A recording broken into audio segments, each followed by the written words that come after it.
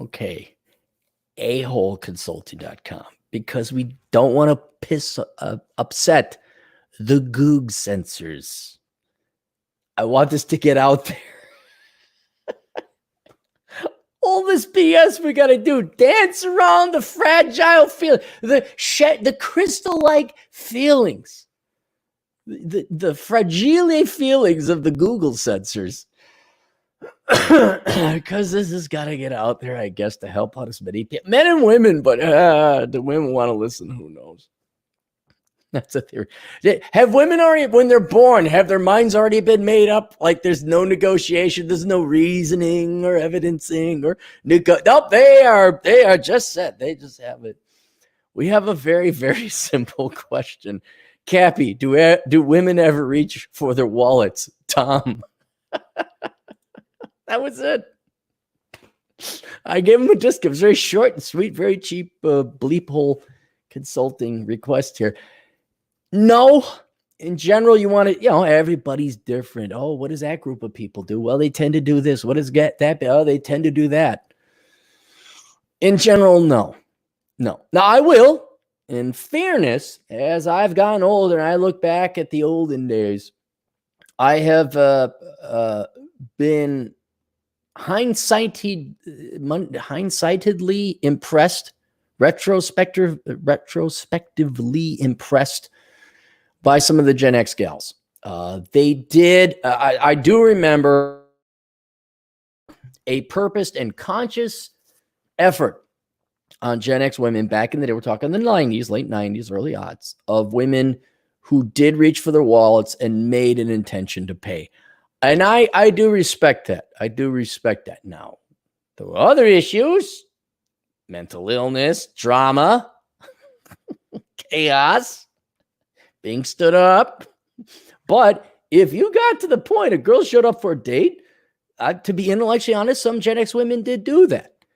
But then as I got a little bit older and now getting with agents in the field reporting, no, there's a whole, and it depends on which sites you want to believe. And I'm sure many of you young men who are still in the field can report back to the HQ what it's like in the trenches. But it is my estimation that the current prevailing philosophy is, I am the table. I don't know if you remember, I think some woman was on an Ellen or Oprah or one of these low IQ shows where idiots, just show up and eat their bonbons at 11 a.m.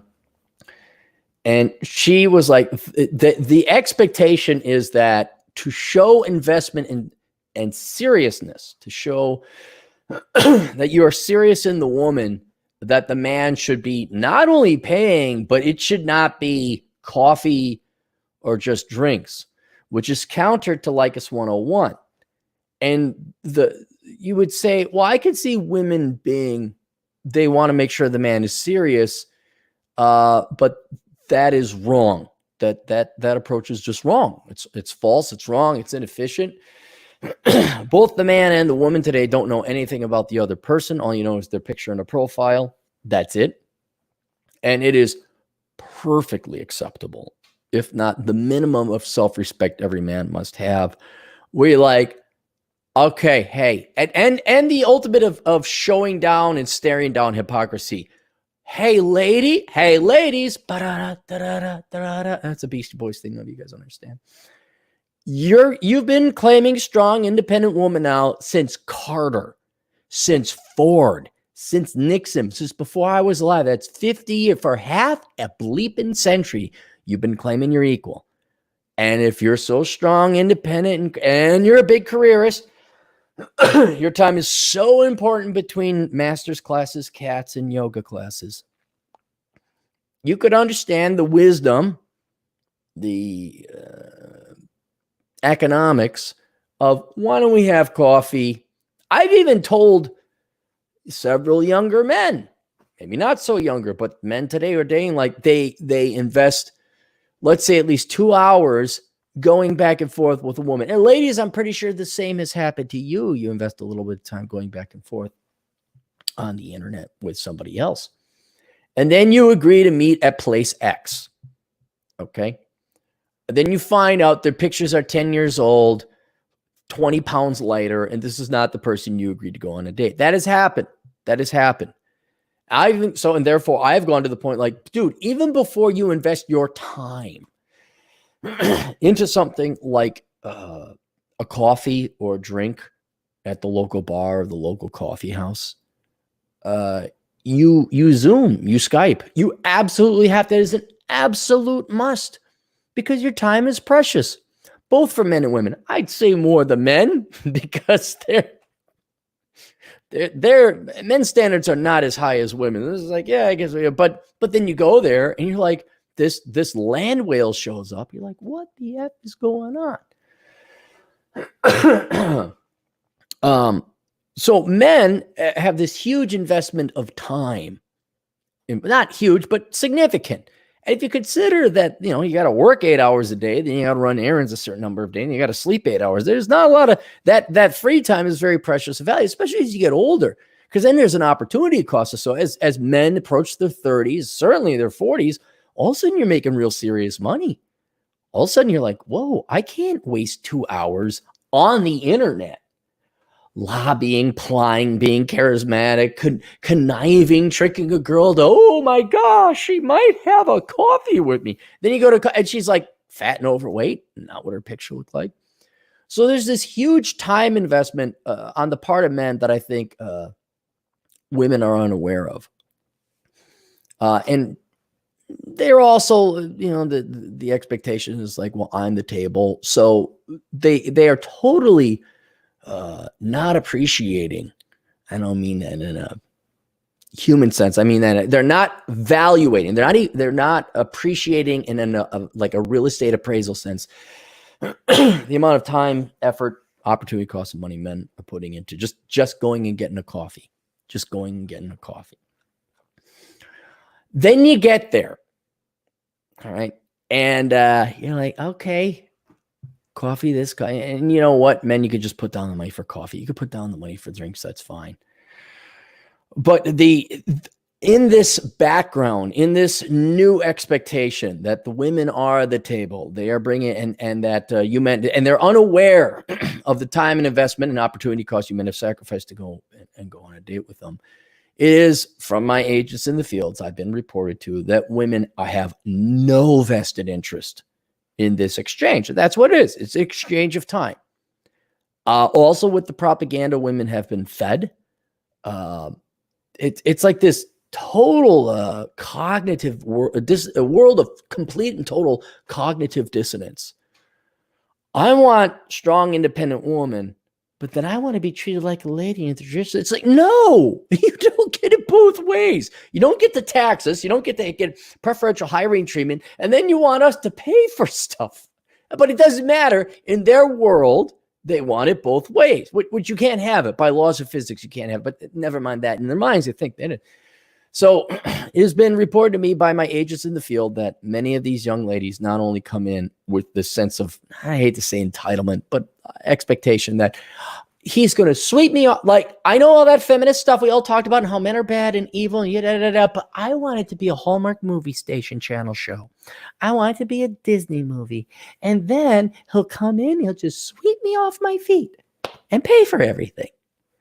So what has happened is, and I hate to pay Gen X women some, but I have to salute them. They would reach for their wallets. Now it's increasingly rare.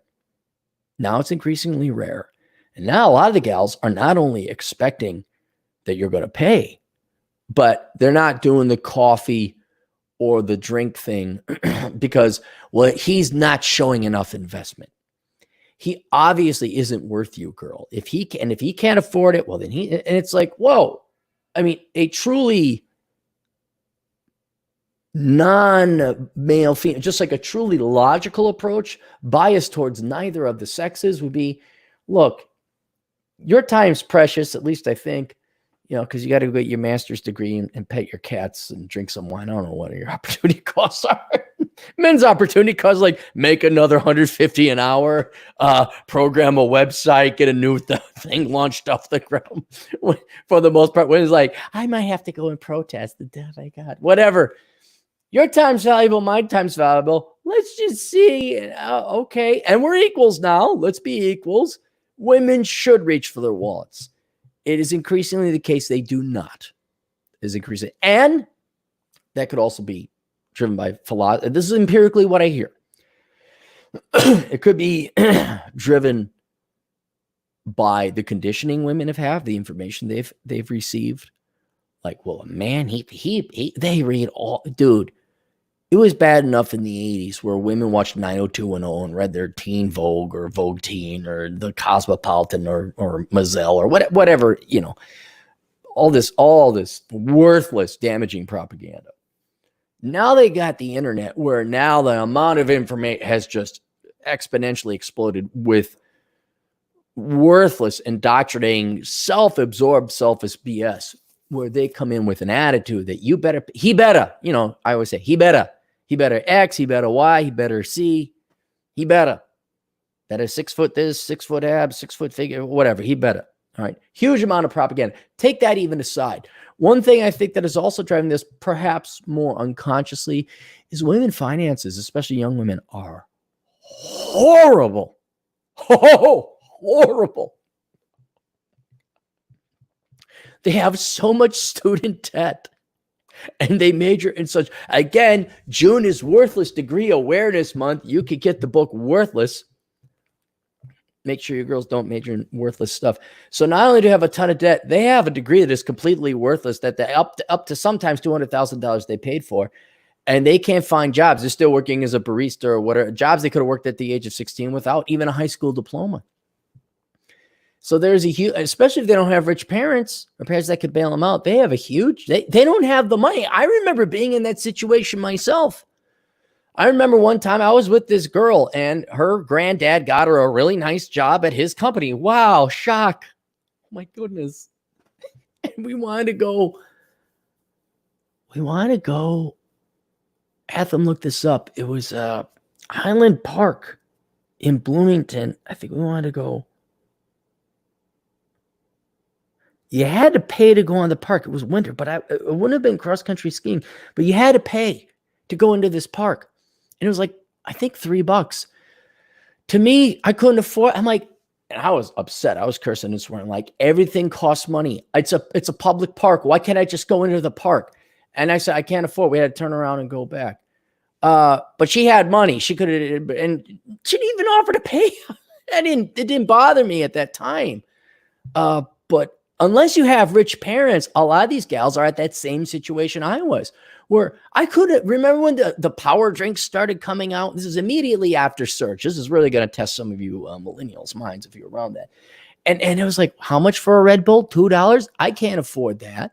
Now we kind of laugh at that $2 because of inflation. The price really hasn't gone up that much. But women, if they majored in worthless stuff, which 80% of them do, go.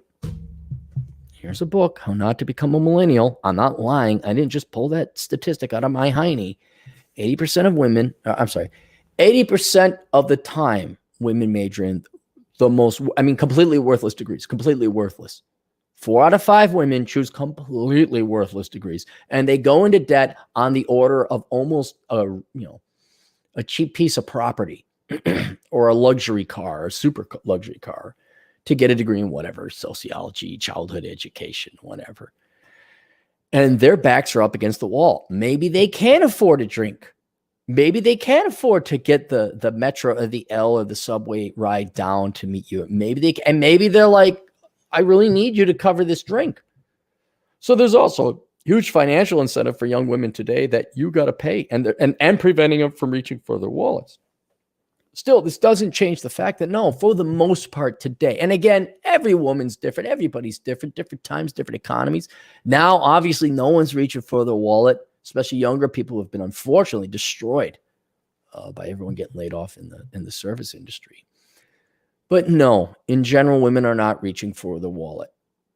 And even though the reasons might be legitimate in the case they have no money, or illegitimate, where they thought, man, better come up, play it down. We better go 5-star restaurant. He better gals, which is illegitimate and hypocritical. It's not fair to men. If for any other reason, because guys, I'm old. I got like gray hair. Oh, wrong side. The cameras. I'm starting to get gray hair because I'm old. It has been going on since I was a child. I remember a little kid, like 7 years old, teachers, of course, female teachers, telling us how women are equal. And oh my, it's been going on for 50 effing years that they're equal. And it's incumbent upon you men to start treating them as equal. No, split check, please. Pay for your drink. I mean, you have to do these tactics. You have to tune into Tom Likas, binge on his old stuff. St. Likas was ahead of his time because he saw it coming. Women want to be treated equally, then you're going to be treated equally. And that's just not under the law, but whether you men choose to treat them equally. Because by the same logic, it's insulting to a woman. Well, let me pay for it. That's insulting according to feminism. That's insulting to equality, right? So no, they don't. In general, they don't. Yes, 1 out of 5 times they will. Sure. You'll find a gal that's legit and pay attention to her. Like, well, hey, that's someone you might want to consider. There's intellectual honesty there. There's that woman has principles. That woman has ethics, which is very rare in humans all over. So a gal that pays, not for you, but just offers to pay for herself. That separates the wheat from the chaff. But in general, no. I mean, ever so ballparking it, 4 out of 5, 80% of women don't reach for their wallets. Heck, now, let me introduce a third concept. We talked about the propaganda they received. I am the table. Worship me, woman almighty, Lord, your God and master, serve me. All right, so you got that. Then you have the very real financial problems that young women face because they're indebted. But then there's also genetics. Like every once in a while, I got to remind the GF, I'll say, hey, thanks for getting this. Because she doesn't pay. Women, for most of humanity's existence, have been consumers of resources. Because they didn't have jobs. Which they were beholden to what the man brought home. Bring home the bacon. I got to raise the kids, take care of the house. Which is where nagging came from, by the way. And I could see sometimes if your wife is nagging you, you're failing in some way. Not saying it because sometimes you're kicking and dominating and they still nag you because, well, that's their programming. That's their nature. But the same thing is women are not genetically programmed to think, what's the family budget look like? What's this balance look like? Did he pay for that? Did I pay for this? It's not like, I'm going to get a free meal out of this guy. They don't pay attention. And it's absolutely incumbent upon you guys, whether you're starting to date or whether you've been married for 25 years, like, hey, you're taking me out. Hey, thanks for getting that sandwich for me. Hey, that's nice you got me that shirt. Make them pay. Remind them that this is not the 1890s or the 1950s. Women are equal now. Words have consequences. You want to be equal? You're going to be equal. You pay. For example, this is extending it, but it's an extrapolation of the principle you're talking about. Why does anyone have joint accounts anymore? Why? What? Mix my money with her money? No. No. There will be a clear delineation of each other's finances. Forget divorce court. Like if you get divorced, but look, his finance, I need so much. That has nothing to do with it. It's for principle. It's like, I have my money. I have my house. I have my apartment. I have my cars. They're all bought and paid for. You have your money. You have your apartment. Let's be on home ownership. You have your student loans. You have your car payment. You have your credit card bills. You have all this. That's your finances. And it just provides a very night and day. Typically, not always, typically, men have way better finances than women. Typically, not always. I've seen it where men are pissing away their money.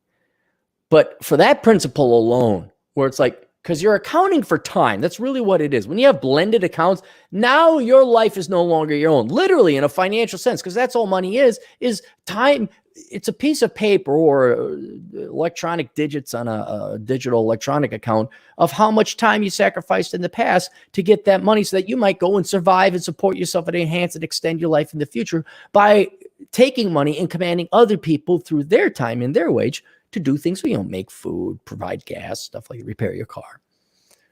When you mix that together, and also it's our money. Oh no, you invited a vampire into your house, didn't you? I was talking to a guy over at the bar the other day, and he's like, yeah, my wife wants to get a 31-foot boat. And I couldn't help but, and I've tried to figure out a polite way to introduce it. I said, do you want to retire? He looked, and that piqued him up. He's like, what? I said, do you want to retire? He's like, yeah. I said, well, then I'd strongly advise you about getting that boat. I'd go rent a boat. You don't buy a boat, you rent a boat. Well, but I also want to have I want to stay married. I was like, oh, I got to introduce him to the rational male. I was like, oh, happy wife, happy life.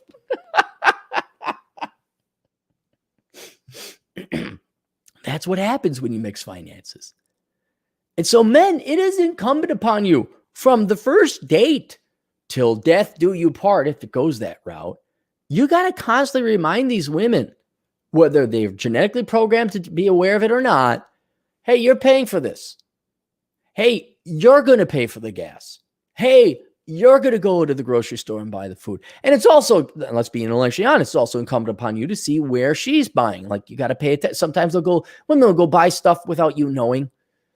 And all of a sudden there's a bag of groceries. Well, that costs her money. You got to pay attention to that. So you try to be as fair as possible. But the larger point is because women have been conditioned financially, sociologically through the brainwashing that they're the prize. And then on top of it, genetically, historically, evolutionarily, to consume resources and not worry about budgetary finances. You got to keep them on it. No, you're going to pay. Here's your share of rent, dear. Here's your share of utilities. Here's your share of the car insurance. Here's your share of this. Here's your share of that. Well, that's nice you're buying me a drink tonight. That's nice you're buying me a dinner tonight. Well, looky howdy here. Are you going to go and pay for gas on this wonderful trip? Because they will. They will default, by no fault of their own, to their genetic programming, which is, I've been taken care of. He go make the money. I take care of the house and kids, even though there may not be any house or kids. And you guys will default just like that idiot did. Happy wife, happy life. How much blood can I let to afford you? Imagine blood spraying out. To buy you your 31-foot boat, mistress, madam, owner, slave owner. So no, in general, for many ingrained reasons, women do not automatically reach for the wallet. If you see a woman reach for a wallet, I'm not saying she's a keeper, but she definitely qualifies to the next round. You pay attention to that. And as a hat tip to the handful of Gen X gals that did not stand you up, that actually honored their word and showed up and reached for the wallet, God bless them. They're being honest. But no, they do not. They again, whether conscious or not, women want to have their cake and eat it too. They want modern day privileges with feminism with old school responsibility, meaning none. All the privileges, none of the responsibilities. Just like freedom. You have freedom to do everything, but you must suffer the consequences. Oh no, I mean, just like bankers, bail me out. Freedom to lend as much as we want? Yeah, sure, but you might go pay. The government bails me out? Yeah. Freedom to have as much unprotected sex as I want? Yeah, but now the government will pay for my kid? Yeah. Well, that's every human ever. But that is what they want.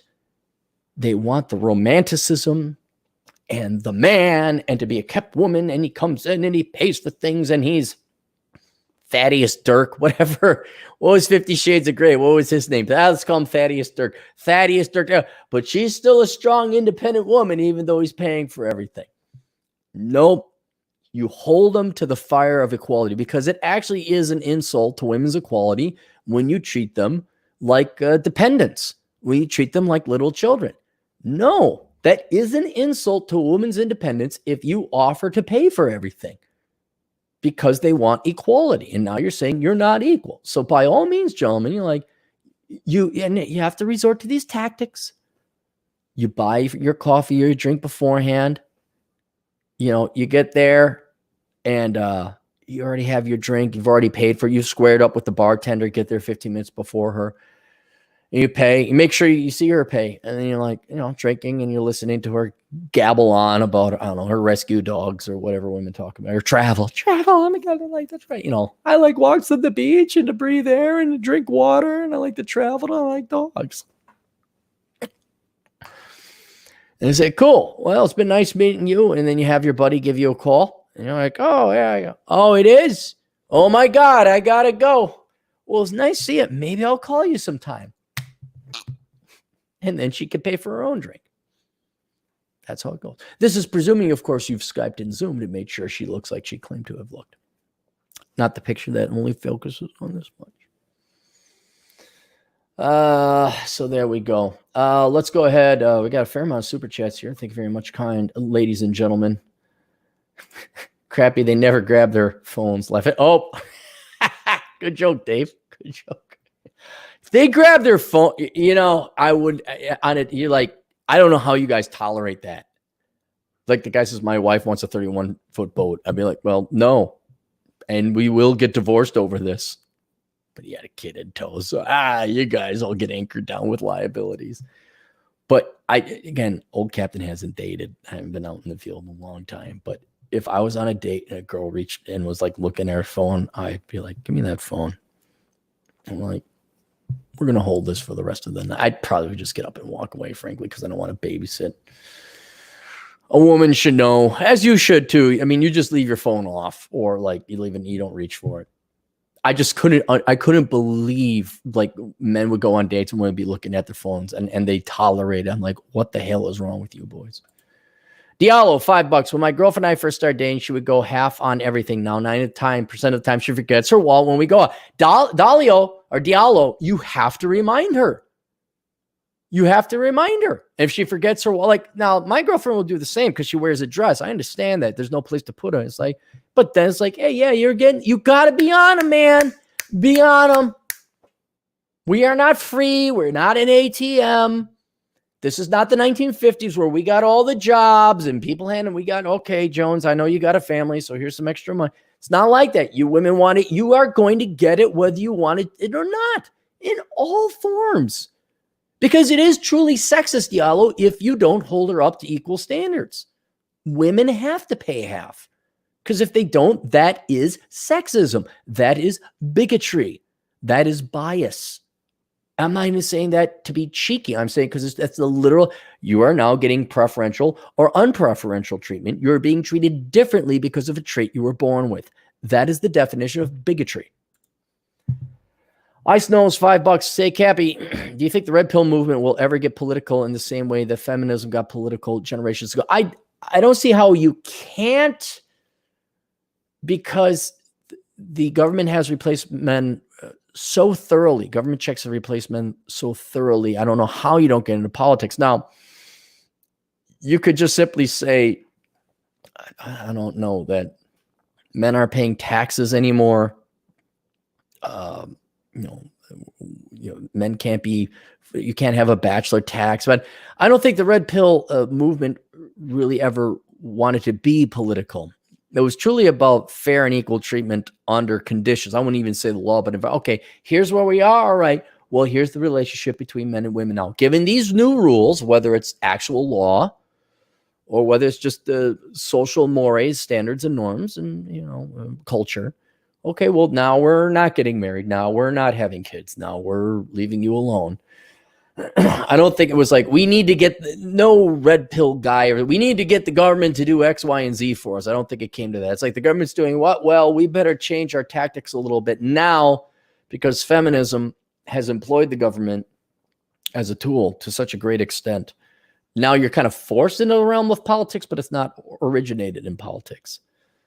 And let's be clear, feminism is not feminism. It's just communism with female genitalia. That's what it is. That's always what it's been. It's been work avoidance. That's all it is. It's not about the equal treatment. It's not. I mean, maybe, in 1901 it was, but today, no. It's a victim mentality.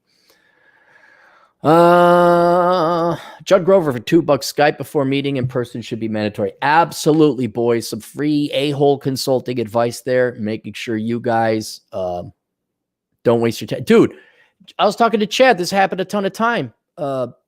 He'd meet up and the girl would be fat. She lied. And his time's very precious. So he wasted 2 hours between texting her back and forth and going down to the coffee store. So you need to Skype.